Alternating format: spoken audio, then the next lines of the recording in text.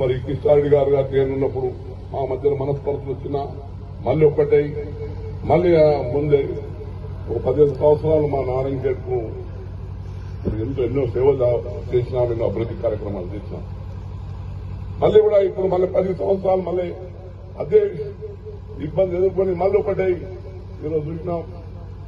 మళ్ళీ శాసనసభలో మన సంజయ్ రెడ్డి గారు మళ్ళీ మీ పార్లమెంట్ సభ్యులుగా నాకు కూడా మీకు అవకాశం ఇవ్వడం జరిగింది. అంటే దీనివల్ల మన ప్రాంతం అభివృద్ధి కావాలి. మన రాష్ట్రంలో మన రేవంత్ రెడ్డి గారి ప్రభుత్వం ఉన్నది. మన నారాయణఖేడ్ అభివృద్ధి కావాలి, హైదరాబాద్ అభివృద్ధి కావాలి. ఇప్పుడు మీరు చూస్తా ఉన్న నారాయణఖేడ్ ముందున్న నారాయణఖేడ్ కనిపిస్తుందా? ఇప్పుడు నారాయణఖేడ్ హైదరాబాద్ రావాలంటే మీరు చూస్తున్న Sangareddy Nanded Apollo road top అయింది. ఇప్పుడు నా నిజాంపేట్ నారాయణఖేడ్ బీదర్ కళ్ళ కనిపిస్తా ఉంది. 500 కోట్లతో మళ్ళా నెక్స్ట్ ఇయర్ కు రోడ్ కంప్లీట్ అవుతుంది. అంటే ఇంకా కూడా మన నారాయణఖేడ్ పట్టణం అప్పుడు ఎట్లుండి ఇప్పుడు ఎట్లా ఎదుగుతా ఉన్నది. దానికి ఏ నాయకుడు ఏ పార్టీ అవన్నీ రాజకీయాలకు పోకుండా అంటే నేను చెప్పేది ఏదంటే ఇప్పుడు మాకు సేవ చేయడానికి అవకాశం వచ్చింది.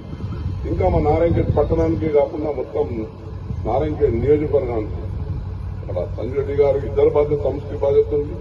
ఇక్కడ మా జీరాల నియోజకవర్గంలో కూడా అన్ని విధాలుగా ప్రతి గ్రామానికి మంచి రోడ్ ఇవ్వాలా, ప్రతి గ్రామానికి మంచి విద్యుత్ సౌకర్యం ఇవ్వాలా, ప్రతి గ్రామానికి 24 గంటల విద్యుత్ ఇవ్వాలా, మంచి ఎడ్యుకేషన్ ఇవ్వాలా. మనం చూస్తా ఉన్నాం. మొన్న 125 కోట్లతో మరి మనం ఇంటిగ్రేటెడ్ పాఠశాల చేసినాం. ఇప్పుడు కూడా మీకు చెప్తా ఉన్నాను, ఏది నవోదయ పాఠశాల మన ప్రాంతానికి రావాలని ప్రయత్నం చేస్తా ఉన్నాం. ఇద్దరం కూడా ప్రయత్నం చేస్తున్నాం. ఇక్కడ నాకు పూర్తి విశ్వాసం ఉంది. మన నారాయణఖేడ్ కాన్ఫరెన్స్కి రావాలా, అర్హత ఉన్నది అని ముఖ్యమంత్రి గారికి అందరికీ సంబంధించి అక్కడ సెంట్రల్ మినిస్టర్ కూడా నేను చెప్పడం జరిగింది.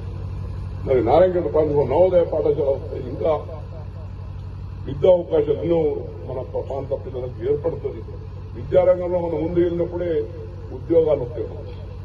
ఇప్పుడు మనం చూస్తున్నాం ఎన్ని తాండాలలో, ఎన్ని ఎత్తులలో, ఎన్ని ఉద్యోగాలు, ఎన్ని నర్సులు. మనం ఎక్కడ పోయినా కానీ నేను చూస్తున్నాను. ఇప్పుడు ఎక్కడ పోయినా కానీ టీచర్లు మన వాళ్ళు మ్యాక్సిమం సెలెక్ట్ చేస్తున్నారు.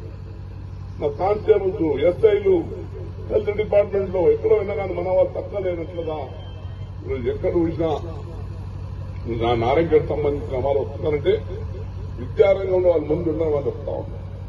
మన విద్యారంగంలో అన్ని విధాలుగా ఈ ప్రభుత్వంలో అన్ని సౌకర్యాలు. ఎందుకంటే నారాయణఖేడ్